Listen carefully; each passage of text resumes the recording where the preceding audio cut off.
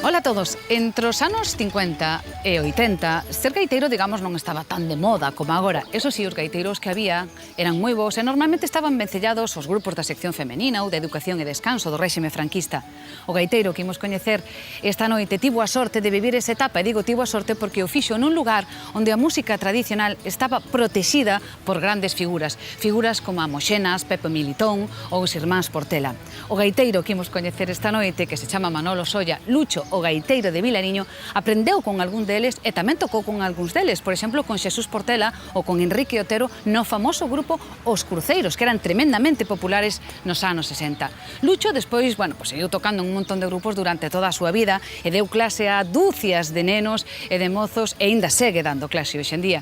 Con el imos falar de todo isto e de toda a paixón que lle transmitiu a eses nenos, unha paixón que el naceulle en Vilariño, cando ia percorrer as parroquias e os lugares do famoso Entroido de Io. Con el falaremos desa infancia en Vilariño, falaremos tamén da súa adolescencia en Vigo, da súa etapa de mozo como sindicalista e, por suposto, das súas andanzas de gaiteiro. Así que esta noite, no Alalá, temos as andanzas do gaiteiro de Vilariño.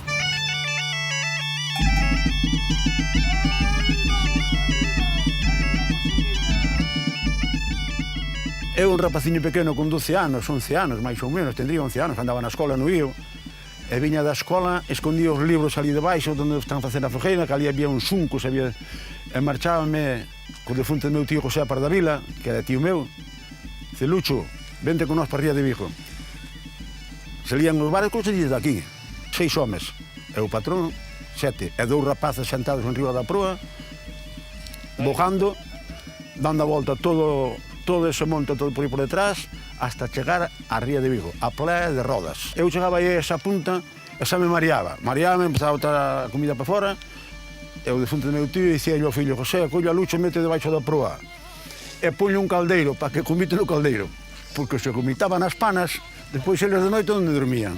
E así era a vida de Lucho, foi a vida de Lucho na Playa de Vilariño, remo para arriba e remo para baixo. 3 días de escola e unha semana na Ría de Vigo. Por as circunstancias da vida, meu pai daquela traballaba en Vigo. Entonces tratou de buscar unha casa en Vigo e levounos daqui a vivir para Vigo. E parece-me que foi o mellor que pude facer meu pai, porque por lo menos, a min por lo menos, a meus irmáns non sei, pero a min sacoume daqui do charco. A infancia de Luchiño, que é como lle puxo súa avoa cando veu nacer, foi unha infancia moi dura, pero tamén moi feliz. Agora, cando ven de visita a Vilariño, o lugar da súa nenez, non para de saudalos a todos. Peta pouco. Este tamén foi un rapaz bon, Vilariño.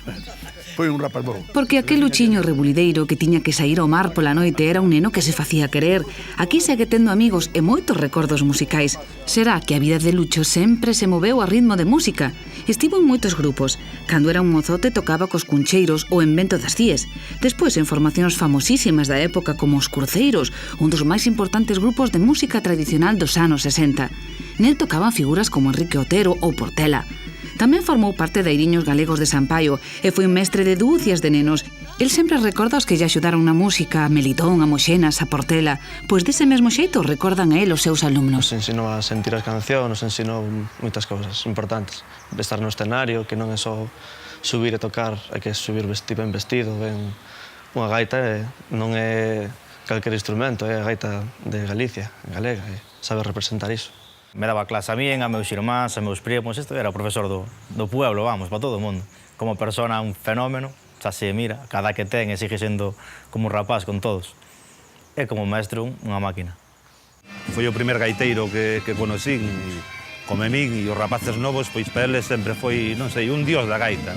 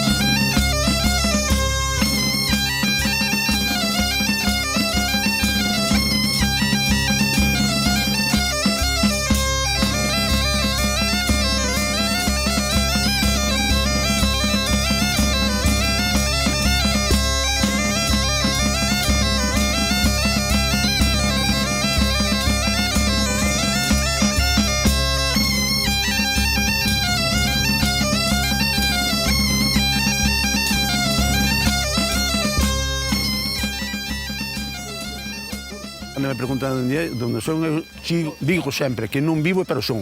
Non vivo pero son. Eu son de Vilariño, nativo, natural de Vilariño. Aquí foi onde Lucho empezou a abrir os ollos. Aquí mira ti, como había que vivir daquela. E despois daqui, entonces marchamos para baixo, para a playa. Pero primeiro, eu nací aquí. Isto antes todos eran pedras para arriba, pedras para baixo, como eran todos os lados. Para chegar hasta aquí, costaba lle ferrar fariña. E despois para baixar por aí abaixo, peor. E no inverno. No inverno, mellor te pasabas nunha pedra, xa dabas con nariz alá na carretera. Viña ese Pepe Pichita, que era moi amigo meu, e dicíame, Lucho, se metes conta da becerra, para que non me entren nas veigas, cando viña a buscar, traeche un cacho de pan. Porque, por un anaco de pan baila o can. E así bailaba Lucho Solla tamén, por un cacho de pan. Hasta que cheguei a Vigo. Entón foi cando en Vigo empecé a tocar a gaita. Na escola había rapaces que eran moi listos. Eu era moi parvo na escola. Eu xa andaba ou con un trompo no bolsillo, con trompo, ou con tirabolas, ou con calquera cousa andaba. Os libros sempre arriba da mesa. E cando os que sabían máis estaban nas mesas de diante, o maestro chamaba a ti, o encerao. E eu de atrás con tirabolas, ¡plá! A que lle tirabas ao maestro ou ao rapaz? Non, os rapaces. Entón, fastidiábame que tamén eles contestaran ben e despois iban a chamar a min e eu non lle contestaba. Así, é que ti non estudiabas, ainda por riba fastidiabas que os outros estudiaban. Era moi rebelde, moi rebelde. Ainda así tes vos recordo, non? Moito, porque a min... Que decir, a pesar de que algunha vez che caera algunha ou de que tes Eu vos despois ainda vim recordo. a acabar a escola aquí a Vigo, non? Pois, porque antes de entrar en Álvarez, vim a acabar a escola a Vigo. Porque con 13 anos daquela, a escola era hasta os 14 anos. Hasta os 14. Aos 14 anos, ou salías da escola a traballar, porque a universidade non iba a sair. E un día, cando viñamos para Vigo, mirei un letreiriño que dicía aí na Fraica de Álvarez, se admiten aprendices de 16 años e pinche de 18. Xa, coño, vou vir aquí a pedir choio, eu. E fun. Pero ti tiñas 13? Tiña 14. 14. Ainda non cumplir os 15. Pero eu fun a pedir choio. Sabía que non me iban a dar porque non tiño 16 anos. E dixo o meu gerente, pero sei quantos anos tiene? 16. No. Hostia, é moi alto, pero 16 anos non tiene. Me tiene que traer un certificado de nacimiento del juzgado. Dixo, bueno, se me fastidiaches. E falei con miña abuela, a abuela ten que vir comigo ao xuzgado, para que? Porque tiño este problema, e a ver como podemos arreglar se me poñen un ano máis para entrar a traballar en Álvarez. Chegamos ao xuzgado, miña abuela falou ali con un funcionario, e dixo, ai, señora Juana, iso me pode facer. Eu o que pode facer é facer así un números un pouco raros, a ver se pican. El puxo o 19 do 4 do 35, pero o 5 fixo así medio rabudo, medio tal. Eu tiña que inventar algo para que o 5 parecera un 4. En lugar de tercer no 35, que nacera no 34. Entón adelantaba un ano. Claro. Cheguei a casa e dixo a mi irmán, mira, cando viñas para arriba da escola, a ver se me traes un pouquiño de tinta igual que esta. E mi irmán truíme. E daquela non había bolígrafos, eran plumas. Eran unhas plumas, non? E truíme a tinta. E eu lá... E di aí como tiña que facer eu un 4 en riba daquele 5. E saliume ben, hostia. Saliuche ben o 4. Saliume ben o 4. A tinta era igual. Igual, Manexache ben a pluma.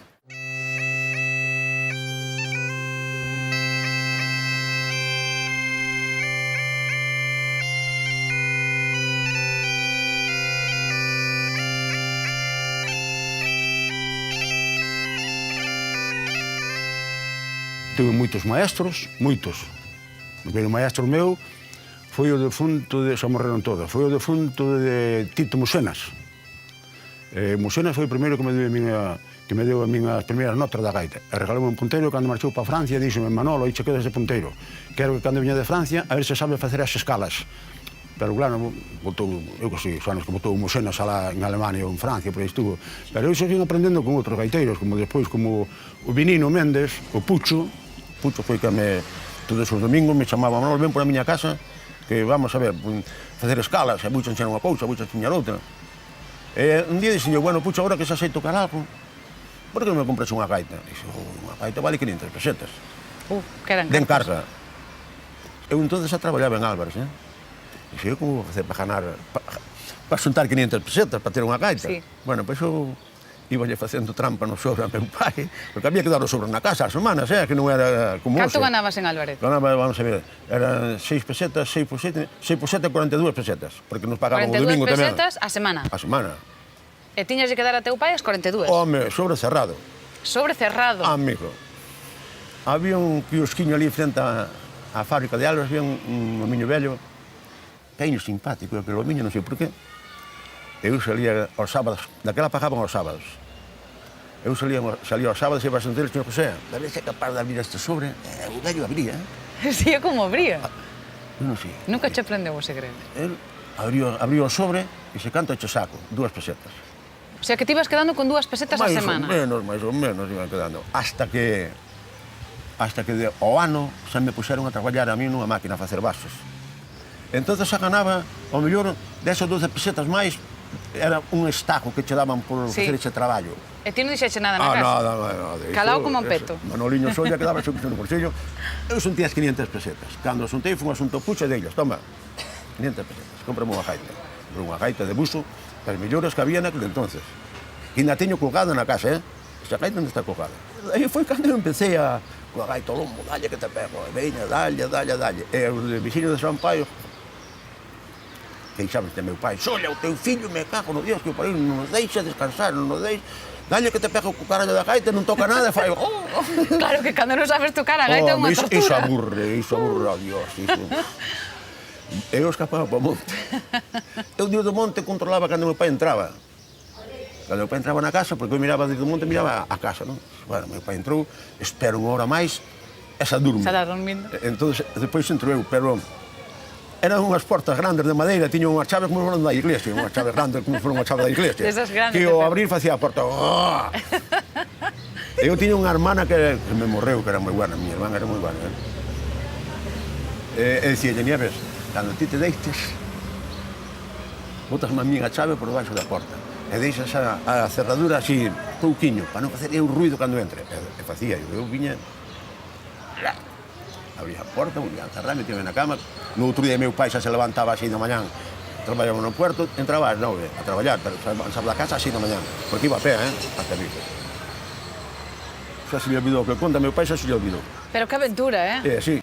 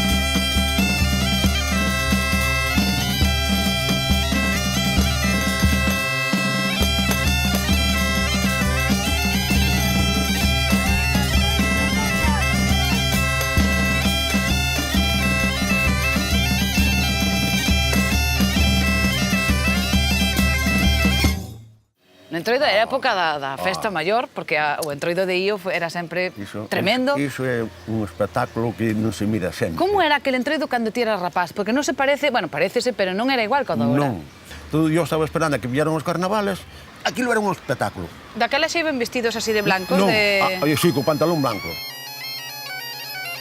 Despois, moitos anos despois, ti foches o Entroido de Io, pero sendo gaiteiro. Exacto.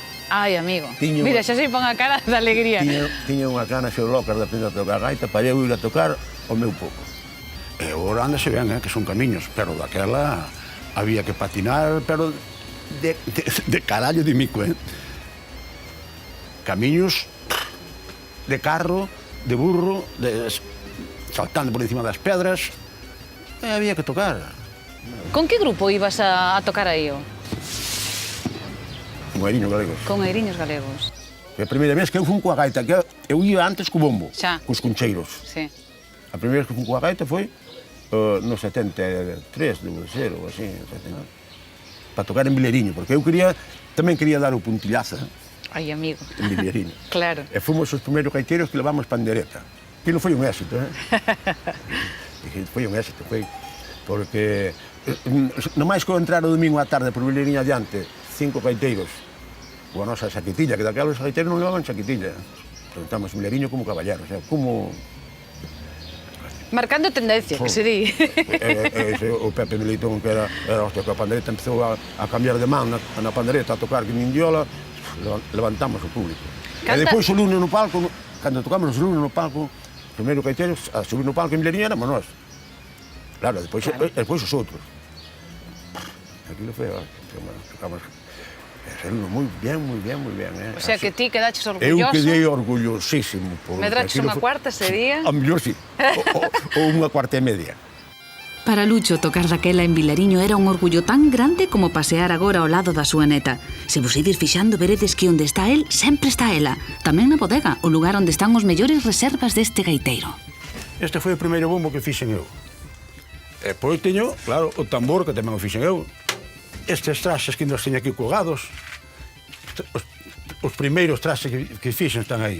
A miña neta, sí, señor, é a heredera da nosa casa. Mira, eu teño a gaita que teño aí. Aquí teño 3. Aí están 3 gaitas. E 4 flautas ou 5. Estes son os foles que os curto eu. Para servicio meu, non para vender, que eu non os vendo. Entonces, primeiro, hai que botalos en agua con cal, sacarlle a lán, despois curtilos con pedra lumbre, casca de carballo, e telos así un mes así na agua, máis ou menos. Entón, eso curte. Son traballosos, porque despois de que estean curtidos, por exemplo, este é o cu do carneiro. Esta é unha pata, e esta é outra pata do carneiro. E aquí hai que furar para meter isto. E o que é a cabeza era esta. Esta é a cabeza. Estando os puriños ben tapados e non perdendo, sempre controlas a afinación sempre ao mesmo sentido. E non hai fallo ningún. O que pasa é que son traballosos, E así foi a vida miña de gaiteiro. Aí sentadiño, había veces que viña de ensayar de Vigo cando tocaba cos cruceiros, sentábame eu solo, o meu chegaba a casa ás 9 ou ás 10 da noite, sentaba meu soliño aí nesa silla, neso, non sei se era esa xera outra, non? Eu solo aquí na bodega hasta a 1 da mañán, ou as 2. E tuve unha suerte que tuve unha sogra moi boa, moi buña, Entón dicía a miña muller, Rosa, vai a buscar o teu home que mañán ten que levantarse ás 6 da mañán, e son as 2 da mañán e ainda está na bodega. Eu solo aí coa gaita ao lombo, dalle, a serra, eu solo.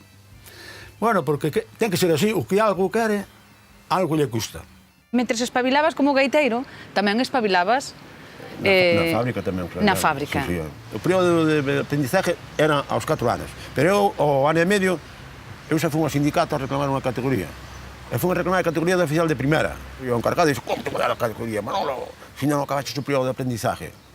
Coño, pero eu estou facendo... Non, pago xa a diferencia de aprendiz a operario de terceira.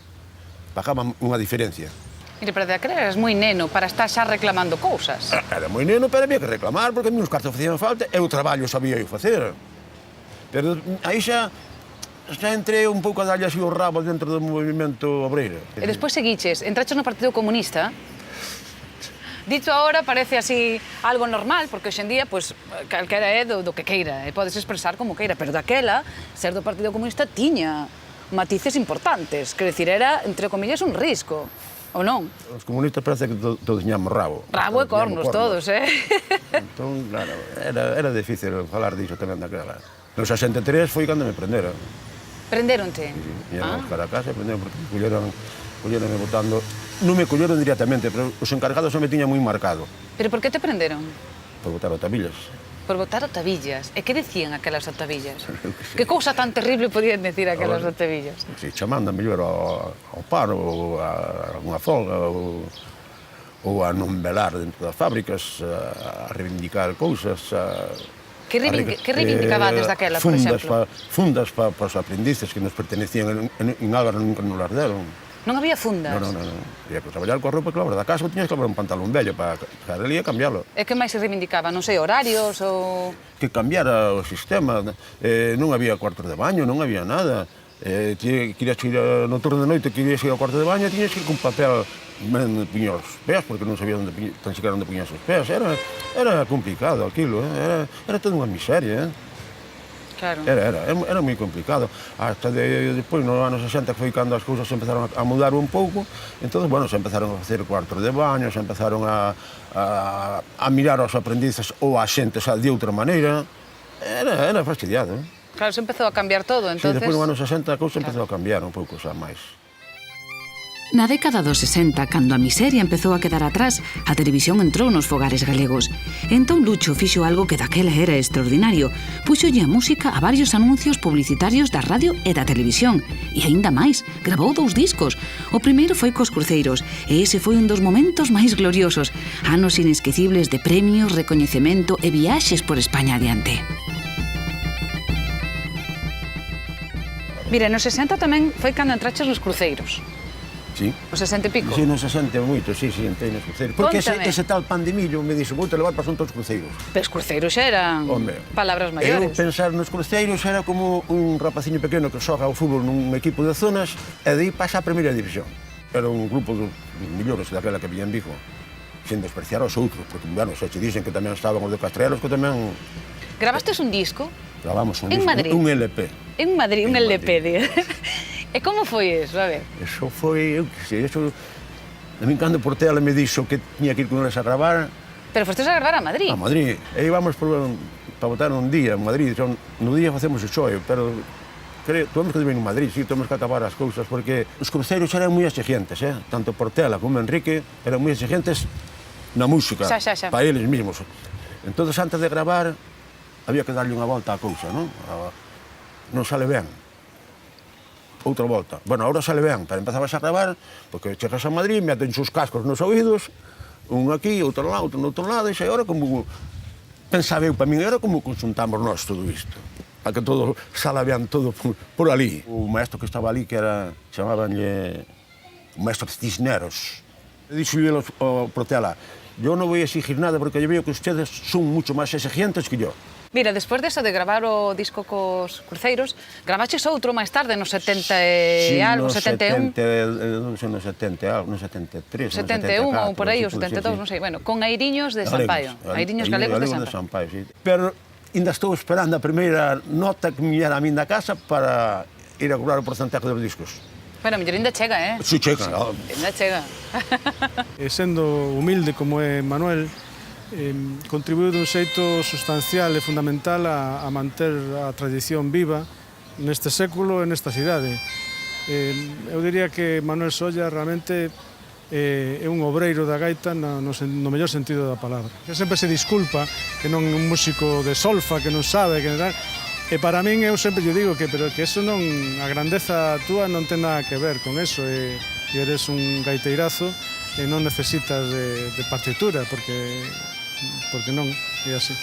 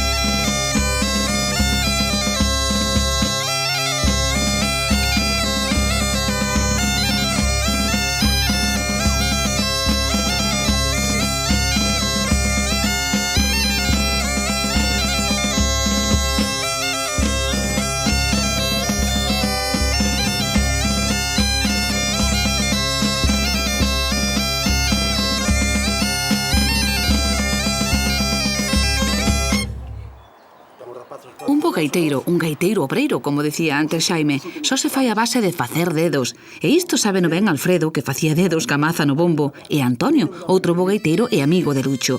Xuntos compartiron moitos e emocionantes momentos no grupo Eiriños Galegos de San Paio. Hoxe tocan xuntos outra vez.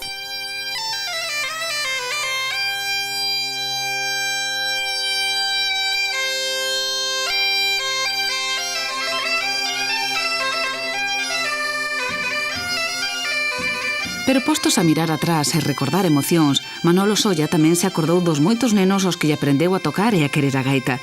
Algúns agora xa son homes e mulleres grandes, pero seguen vendo a Manolo cos mesmos ollos de cando eran cativos, como o mellor mestre do mundo. Para tocar a gaita non só hai que colocar ben as notas, un gaiteiro ten que ter algo máis, non? Bueno, ten que ter de todo, ten que ter incluso hasta chulería para estar tocando en un sitio. Aí está. Ten que ter algo de solera, algo de aire. O que se chama orgullo gaiteiro, non? Claro.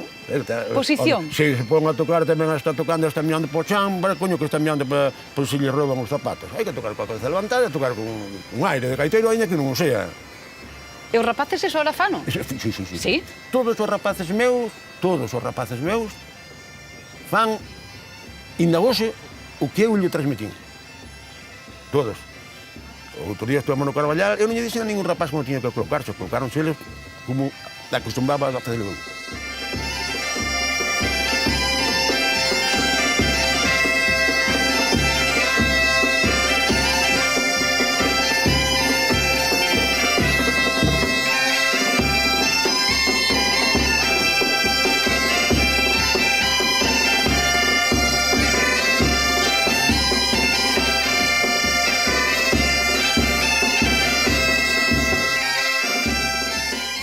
E hoxe todos tocan máis que min, que para min é unha satisfacción, que cada un deles toque máis e mellor co que toco eu. Hombre, pero os primeiros pasos, demos aquí, danlle nos didiños, non facas así, fai de outra maneira, levanta este, baixo outro, eu que sei, había que estar así martillando con os rapaciños ás veces cansábanse, bueno, que xa estou cansado, non hai que cansarse. Eran 2 horas de clase, me parece que era, non? Sí, 2. 2 horas de clase. E 2 horas de clase había que aguantar aquí, mecha. E agora son os fenómenos. Eles a min sempre me respetaron moito e ben, e eu a eles igual. Moito e ben.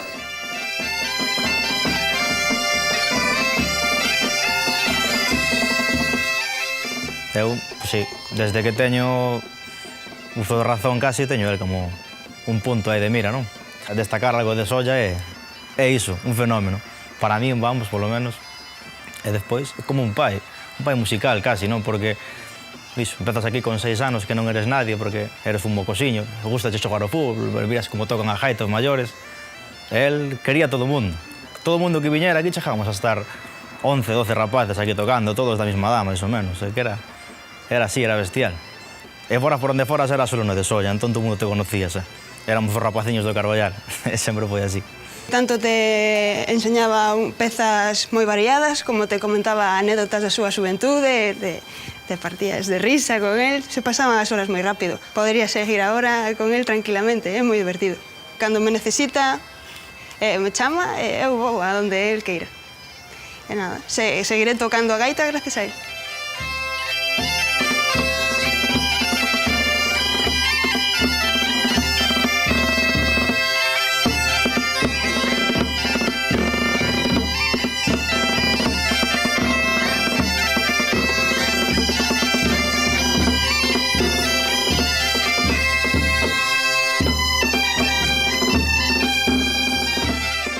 Sempre que estamos con él, sempre nos di que nós non só aprendemos o que él nos ensinou, senón o que non nos quería ensinar, tamén o aprendimos igual. O que nos dicía, escoitade, mira que cando chegamos arriba tocábamos a canción que él nos puso, pois sempre nos dicía, vos sempre estades apretando un collón contra outro, ao final, vades vos a pasar por riba de nós. Bueno, é o que sempre nos di, no? Pero bueno, él é o mestre, e Manolo é único. Eu teño 75 anos. Pero parece-me que teño menos, porque como levo parte da miña vida metido en medio dos rapaces, parece-me a mí que son un rapaz máis. Sí, é certo. Como gaiteiro, cal foi a época que máis disfrutaches? Parece-me que eu ao botar a gaita ao lombo se disfruto. Parece que disfrutei sempre igual. Ao botar a gaita ao lombo, eu se disfruto. Igual que cando tocabas no monte, ti solo, que cando tocabas nos cruceiros, que cando tocabas... Sí. E cando o defunto de Portela me dicía, Manolo, íbamos a tocar aos barcos que viñan conchinados por a Casa Durán, aí ao Muelle de Vigo, ao Canberra e todos esos barcos, e tiña que ir con Portela. E cando Portela me dicía, Manolo, mira que mañan te a tocar comigo. Ou pa semana ven un barco e Enrique non pode irte... Ibedes tocar aos turistas que viñan en barcos, en transatlánticos. Sí. E os turistas que cara poñía? Bien. Vaya si lle gustaba. Sí? Moi bien. Eu cada vez que me puñía a tocar a gaita ao lado da Portela, xa pensaba que era un Ronaldo, así, un xogador dese. Eu ao lado da Portela, gustaban porque Portela era todo un gaiteiro. Claro, de onde viña? Eu viña de tocar das tabernas. Pero si Portela tocaba contigo porque ti tamén eras bo gaiteiro. Bueno, pero tocaba comigo porque, eu que sei, non sei se era porque bo gaiteiro non era, pero bueno, non o facía mal. E a Portela, claro, como gostaba tamén a miña forma, pois iba a tocar comigo. Do moito que lle queren todos, grandes e pequenos, é excusado que vos falemos, porque xo vedes, por onde pasou este gaiteiro deixou sempre un regueiro de amigos dispostos a armar festa. A ver, veña, tocar o Cucaira de Basora, elección libre.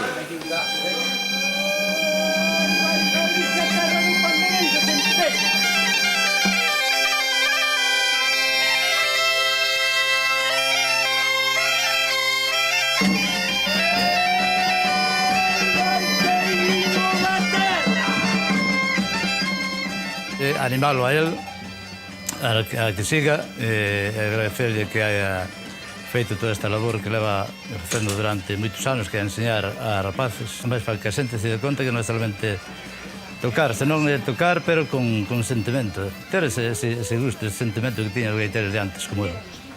Empecé con él aos 14 anos de forma profesional e continúo agora con isto e vivo disto, o sea que me deu a miña vida. En sí, a mí foi como un pai impresionante.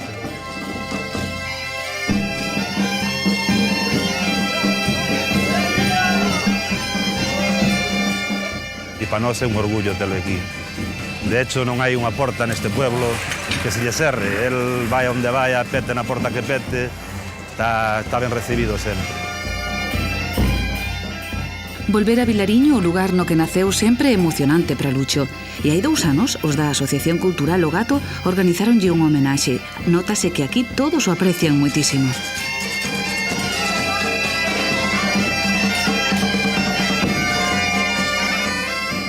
Un gran amigo.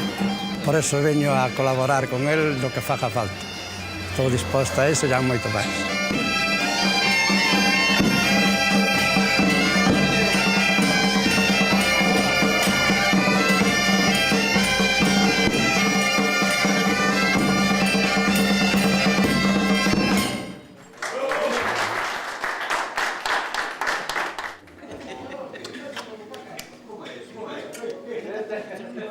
Calquera momento dado podría valer para dar clases de gaita, sobre todo cando hai alumnos que lle gusta tocar a gaita.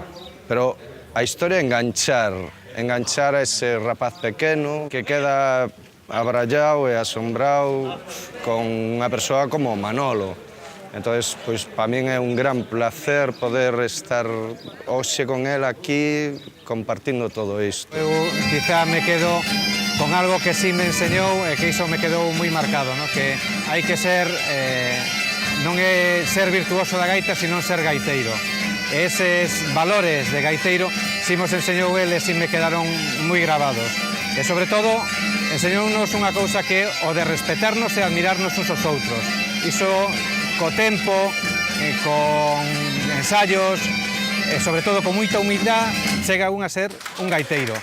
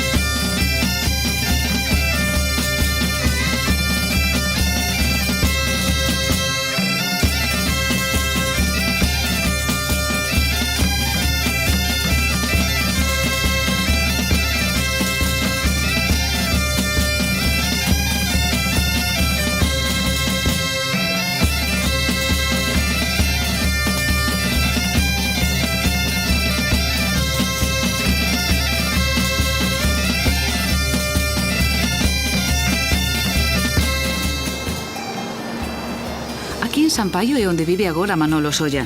Este lugar é a outra metade da súa vida. Nesta casa, na lareira de Sabela, é onde ele e a súa muller criaron a súa familia. Agora vive enfrente e a bella casa foi restaurada polo seu fillo para convertela nunha tapería. Nela están moitos recordos de Lucho, por exemplo, aquela primeira gaita que tanto esforzo lle costara comprar e outros moitos obxetos, e cada un ten a súa anécdota. Xa vedes que Manolo Solla nunca está só, sempre hai música. Hoxe están con el os parrulos de lavadores, un dos grupos aos que lle dá clase. A relación desta xente con el é case familiar.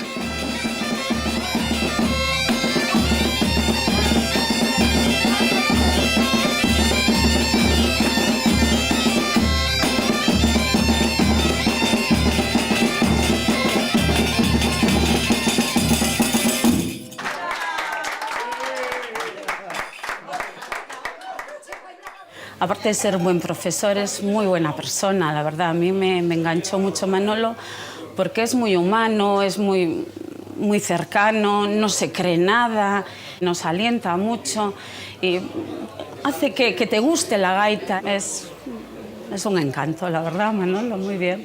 Mi profe. Eu comparo cos maestros primitivos que había antes.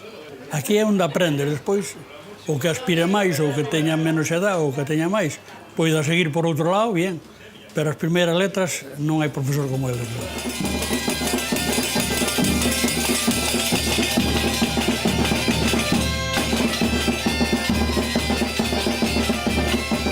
Sabemos que a Manolo Solla, a Lucho, todo isto emociona moito. E non é para menos, porque este gaiteiro ten un poder de convocatoria nunca visto. Amigos, familiares, alumnos, todos querían sair no alalá falando das maravillas deste home. Pero ademais, este lugar ten un significado especial para el. Tanto que, por respeto, nunca toca nesta casa, porque aquí, xa vos dixemos, criou aos seus fillos, e eles, desgraciadamente, xa non están. Pero estarían orgullosos de que para seu pai, para Lucho e para Monse, a súa nora e para a súa neta, a música continúe. Mira, a gaita, que disfrutaches moito dela, usáchela tamén nos momentos malos? Porque momentos malos ti tamén tuveches na vida, e importantes. Usáchela tamén nos momentos malos? O sei ves porque tuve moitos amigos que tiraron por min pa diante. A Lucho morreronlle 2 fillos, con anos de separación. Foron 2 golpes tremendos e... Mira, o primeiro que morreu iba a facer 19 anos, foi a traballar, virouse a moto non lle fixo nada, el deu coa cabeza na llanxa que deu ali pasmado. Mira, eso é algo durísimo. Bueno, eu xa daquela xa non quería tocar máis a gaita, xa deixo, non quero tocar máis, porque para tocar a gaita hai que ter humor, hai que ter humor, hai que ter gusto, hai que... A xente non lle importa o problema do gaiteiro, o que lle importa é que a xente ten que mirar o gaiteiro, ou o músico, ou o artista, ou quen sea, con cara de risa, con cara alegre. Entón eu non quería tocar máis, pero tuve moitos amigos que sempre tiraron por mí para diante, sempre, non debes deixalo, tens que seguir, fun tirando, hasta ahora, que me pasou outro... Isto, que agora estou aquí... Morreuche outro fillo? Sí, morreu outro fillo fai 6 meses, o único que me quedara, 51 anos, un chaval tamén máis bueno que Viola. Lucho, eso cambia a vida, non? Porque nós tuvemos a suerte, máis a miña muller, de ter 2 fillos moi buenos, moi bons. Nunca nos deron despois unha mala palabra, todo era papá por aquí, mamá por outro lado. Nunca. Digo que eso cambia a vida, as cousas, supoño que cambiarán a importancia das cousas. Claro, pero que son cousas da vida que nadie lle pode poñer a man diante. Claro, menos mal que nos quedou a netiña esta que temos aí. A túa netiña que é o teu apoio. Netiña, ven aquí, como se chama a túa netiña? Ven, séntate aquí coa un momento. Que che dije a ela? Como se chama? A ver, onde te sentas? Aí ao lado, séntate aí no colo do avó, venga, aí. Como te chamas ti? Sabela. Sabela. E ti tocas tamén e cantas? No. Ni tocas nin cantas? É que me dixen que tocabas a pandereta, non? Máis ou menos, pero... Tócala máis ou tócala menos, a ver? Máis ou menos. Máis ou menos. A ti gustache que o avó siga tocando? Sí. Pois hai que dicirlo, porque o avó, non sei, ás veces pensa, algunha vez non sei, eu se querer ir tocar. Dalle un bico ao avó, venga, que nos vale tamén aí para que se nos está emocionando.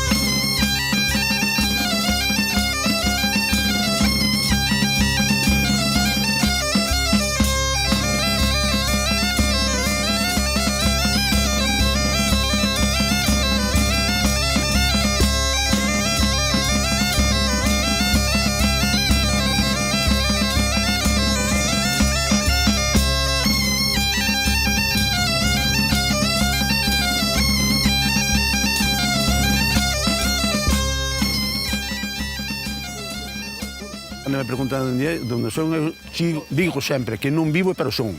Non vivo pero son. Eu son de Vilariño, nativo, natural de Vilariño. Aquí foi onde Lucho empezou a abrir os ollos. Aquí, mira ti, como había que vivir daquela. E despois de aquí, entón, marchamos para baixo, para a playa. Pero primeiro, eu nací aquí. Isto antes todos eran pedras para arriba, pedras para baixo, como eran todos os lados. Para chegar hasta aquí, costaba ferro a farinha. E despois para baixar por aí abaixo, peor. E no inverno. No inverno, mellor te pasabas nunha pedra, xa dabas con o nariz alá na carretera. Viña ese Pepe Pichita, que era moi amigo meu. Omar pola noite era un neno que se facía querer. Aquí segue tendo amigos e moitos recordos musicais. Será que a vida de Lucho sempre se moveu a ritmo de música. Estivo en moitos grupos. Cando era un mozote tocaba cos Cuncheiros ou en Vento das Cíes. Despois en formacións famosísimas da época como os Cruceiros, un dos máis importantes grupos de música tradicional dos anos 60. Nel tocaban figuras como Enrique Otero ou Portela. Tamén formou parte de Airiños Galegos de Sampaio e foi un mestre de dúcias de nenos.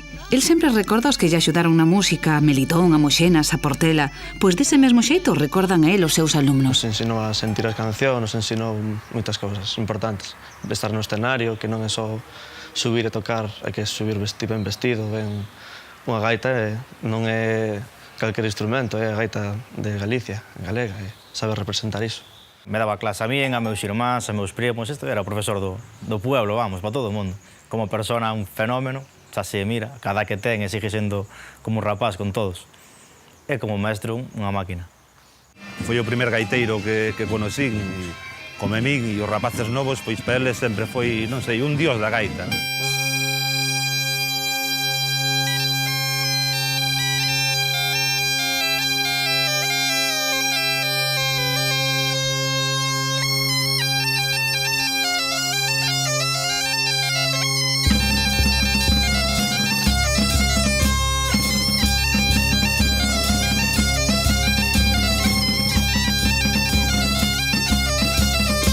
Dicíame, Lucho, se metes conto da becerra, para que non me entren nas veigas, cando veña a buscar, traiche un cacho de pan. Porque, por un anaco de pan baila o can. E así bailaba Lucho Solla tamén, por un cacho de pan. Hasta que cheguei a Vigo. Entón foi cando en Vigo empecé a tocar a gaita.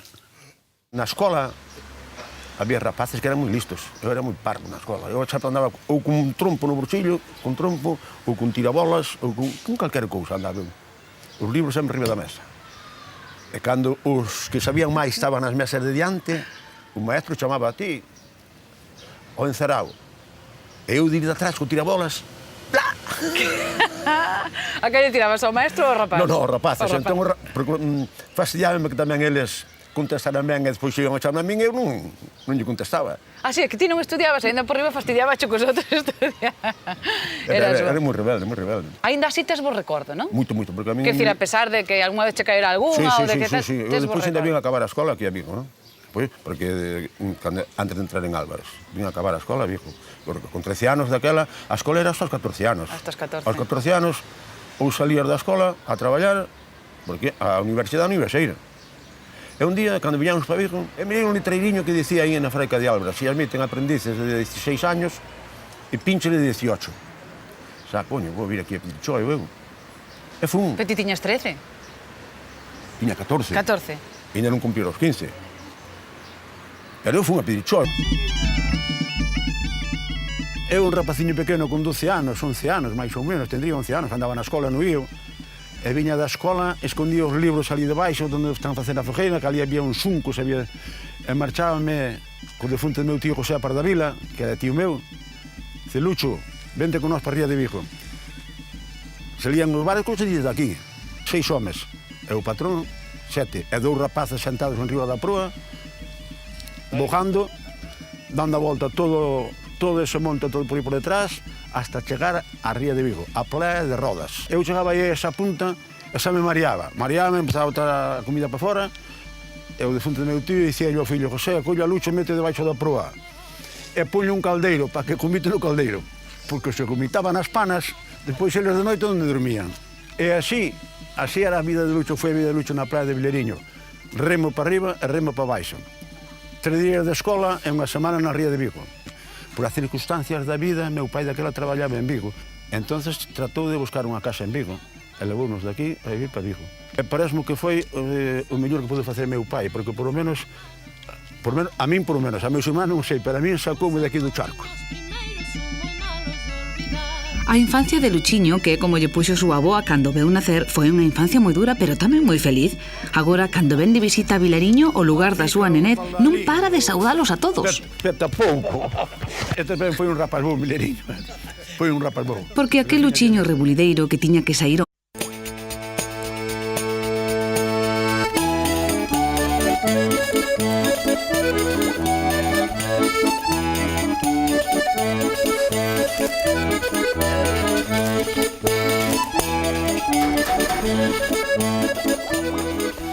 Ola a todos. Entre os anos 50 e 80, ser gaiteiro, digamos, non estaba tan de moda como agora. Eso sí, os gaiteiros que había eran moi bons e normalmente estaban vencellados os grupos da sección femenina ou de educación e descanso do réxime franquista. O gaiteiro que imos coñecer esta noite tivo a sorte de vivir esa etapa, e digo tivo a sorte porque o fixo nun lugar onde a música tradicional estaba protexida por grandes figuras. Figuras como a Moxenas, Pepe Militón ou os irmáns Portela. O gaiteiro que imos coñecer esta noite, que se chama Manolo Solla, Lucho, o gaiteiro de Vilariño, aprendeu con algún deles e tamén tocou con algúns deles, por exemplo, con Xesús Portela ou con Enrique Otero no famoso grupo Os Cruceiros, que eran tremendamente populares nos anos 60. Lucho despois, seguiu tocando un montón de grupos durante toda a súa vida e deu clase a dúcias de nenos e de mozos e aínda segue dando clase hoxe en día. Con el imos falar de todo isto, de toda a paixón que lle transmitiu a eses nenos, unha paixón que el naceulle en Vilariño, cando ia percorrer as parroquias e os lugares do famoso Entroido de Io. Con el falaremos desa infancia en Vilariño, falaremos tamén da súa adolescencia en Vigo, da súa etapa de mozo como sindicalista e, por suposto, das súas andanzas de gaiteiro. Así que esta noite, no Alalá, temos as andanzas do gaiteiro de Vilariño.